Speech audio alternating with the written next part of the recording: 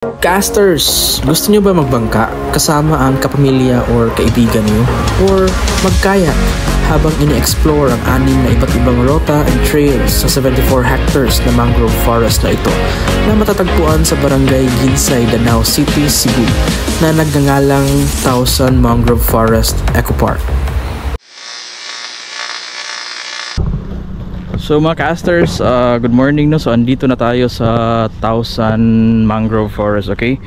So first time natin sinama natin yung anak natin tsaka yung wife natin sa vlog natin, right? So yun yung anak ko mga casters. Tausan Mangrove Forest. So yung parking area sa motor, doon lang natin pinark yung motor natin, no? So by scheduling yung pagpunta dito mga casters. So nakabook tayo, no? By booking or appointment. So yung schedule natin is 6 to 8. Pero medyo ano na, 6:22 na yung time.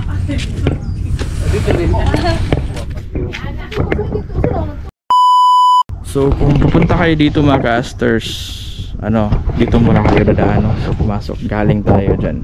And si sir, yan yung maging naturalist tour guide natin, no? So itry natin na mag-kayak at saka boating, pero sa napagplanuhan namin ay mag boating siguro muna kami, no? So yung bangka, typical na bangka na ginagamit, mangingisda tayo for example. Yun si ma'am, siya yung receptionist natin, si ma'am. Ma'am, kasi pangalan na to ma'am? M sir. M. Ako mo gunigi vlog. Oh.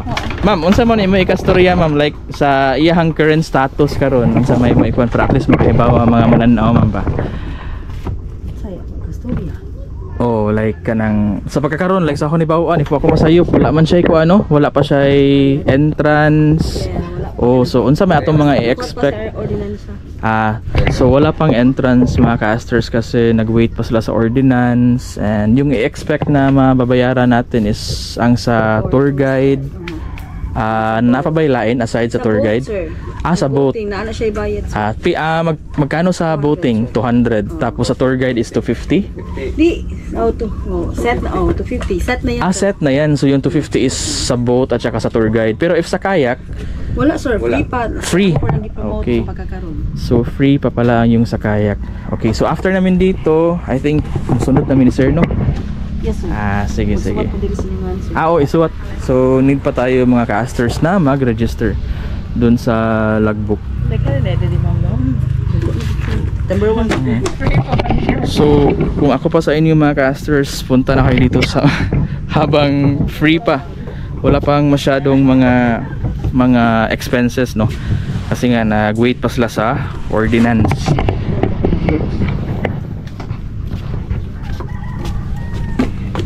Waiting. Mag-inani sad mi ma'am. Yes sir.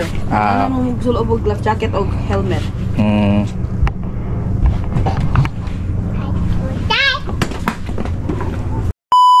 So mga casters, required tayo na mag-wear ng life jacket, no? Or life vest, no?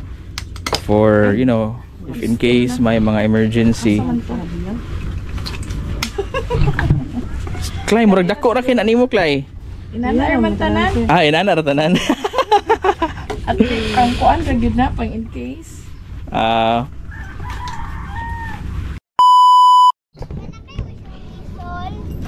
So mga casters, ready na kami, no? Ready na kami mag-boating. So yan, wala lang size para sa mga pambata, no? So yan, tingnan ang laki para sa anak ko. Tara.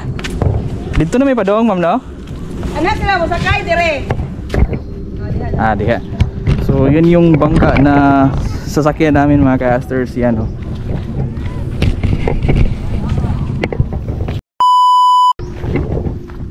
One, two, three, smile. 1, 2, 3, smile. 1, 2, 3, smile. Okay.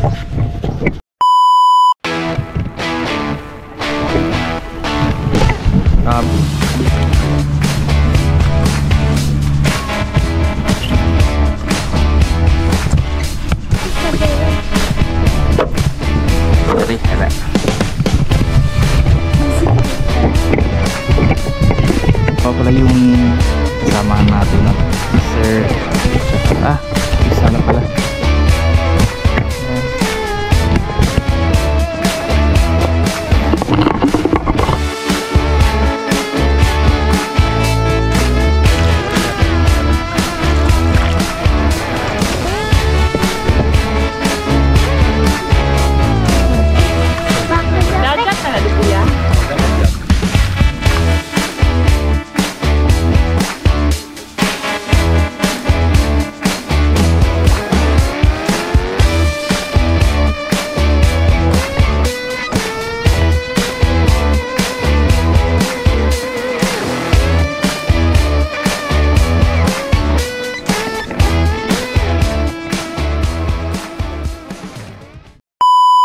So mga ka-asters, sa dito na part ay nag-standby muna kami sa shaded area, no, para at least hindi kami matamaan sa araw.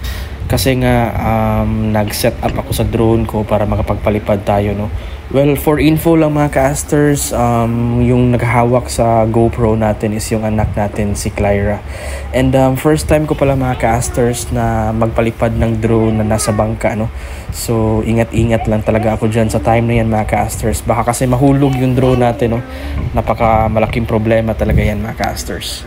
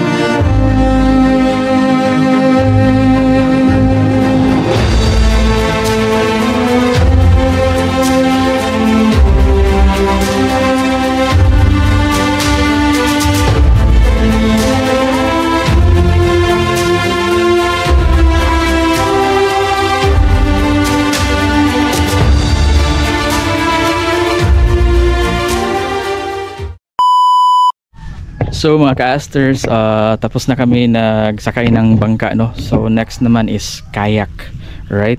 Pero yung sasakay sa kayak, napagdesisyon na namin na yung sasakay is yung anak ko. Nag-snack pa. At saka yung asawa ko kasi mahirapan kasi daw tayo na magkayak while magpalipad ng drone, no. Kaya ako na lang yung hindi sasakay para ako yung magpilot sa drone. Tapos sila na yung magkayak para sila yung i-feature natin, no. So mga casters, tapos na kami mag-break dito, no. So nakapag-inom ng tubig. Tapos i-roam around muna natin yung area mga casters, okay? So ito yung pagkainan nila. Yung in charge diyan, hindi pa natin yan magamit yung water, mga juice, no, mga cold drinks kasi wala pa yung in charge.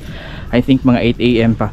Yun yung disadvantage if pupunta kayo dito mga casters sa schedule 6 to 8 kasi wala pang in charge dito. I think mga 8 pa. Alright? So kaya hindi tayo nakapag-inom ng tubig. Yung nakapag-inom lang ng tubig mga casters is yung anak natin.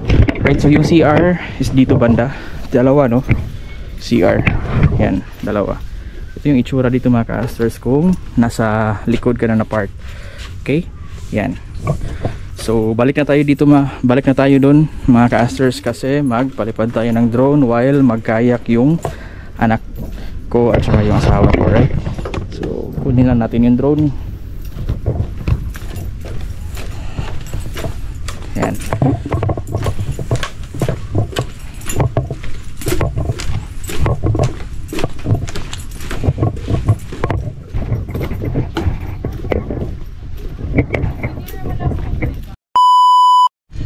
So ito yung kayak mga casters, ito yung sasakyan natin kung magkayak, okay? Yung mga kayak nila ay tinestore or kinikip dyan sa area na yan, no? So check natin kung ilan yung kayak nila na available. So 1, 2, 3, 4. May mga paddles din, no? At saka yung panglima, yung kinuha ni Sir Servilio, no? Yan. Pero again mga casters, yung sasakay sa kayak ay yung anak ko lang at saka yung asawa ko. Sa tingin nyo mga casters, hindi ba malulunod yung kayak kung yung asawa ko yung sasakay sa ganyang taba? Check lang natin. Andyan naman si Sir Servilio para mag-guide. Kaya sa din mo, sir. Ako babay. Ako anak.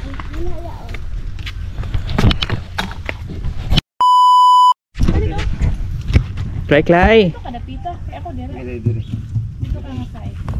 Dili magliho, Clay, ha? Dire o babaw. Sandig. Ito atras pa.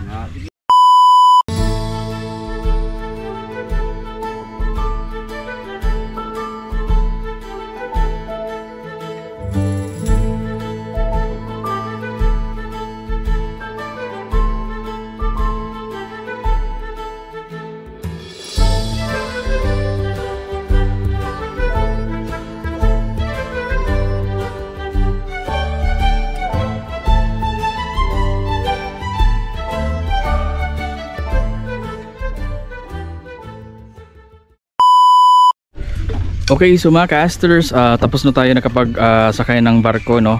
And tapos na rin sila nag-kayak. Sandali lang sila nag-kayak mga casters kasi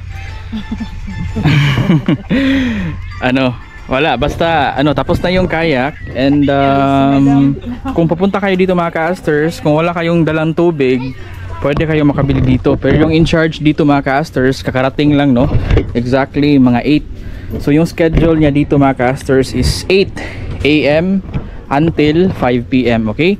So if pupunta kayo dito mga casters, wala pa siyang entrance fee, so medyo maka-less pa kayo sa mga expenses, no? And ano lang ko kayo mga caster dun sa unahan, no? So yan. So dito may mga souvenir mga casters, oh. Yan. Sila si ate. Ay, okay na ka maigot sa camera? Pero sir, nakag-istorya sir man yan. Nagmarites pa sila si ate. Yan. Ito pala si sir yung in charge doon sa mga drinks, no? So 8 AM si sir, kakarating lang ni sir dito at saka until 5 PM, no? So dito kayo mga casters. Yan. Pero actually mga casters dito sa mangrove forest, hindi pa talaga siya yung parang yung officially open na talaga. Wala pa nga ang ordinance, kaya yun yung reason kung bakit wala pa siyang entrance fee. So kakasimula pa lang dito, so expect mga casters na mas lalong pagagandahin tong lugar na to, okay? So based sa nakikita namin, observe namin, maganda naman siya mga casters, lalo na if yung level ng tubig ay tataas pa, kasi sabi ni sir, yung guide namin, yung tubig ay aabot pa. Nakita niyo ba yung yung semento na may kulay blue? Yung tubig aabot pa dito, no? Mas hihigitan pa ng level ng tubig yung semento na yan. So mas maganda siya pag malaki yung tubig, mataas yung level sa tubig mga casters. Okay? So I think nasa mga 10 AM siguro mag high tide. So abot yung tubig dito. So mas maganda siya. So you have all the time mga casters, no? Pwede kayo magpunta dito, magpa-book 6 to 8, 8 to 10, 10 to 12, 1 to 3, tapos 3 to 5. I think hanggang 5 PM yan sila. Okay, so yun yung mga schedules dito mga casters. So alis na kami dito mga casters kasi hindi kami pwede magtatagal kasi may class pa yung anak namin mamayang 1 PM. So salamat ka sir, ha. Salamat. Thank you. Salamat ni sir. Ma'am, ato sa mi ma'am, ha. Thank you. Thank you ma'am. Bye ma'am. Bye, amping. Amping pod. Yung cellphone apps. Tara, play.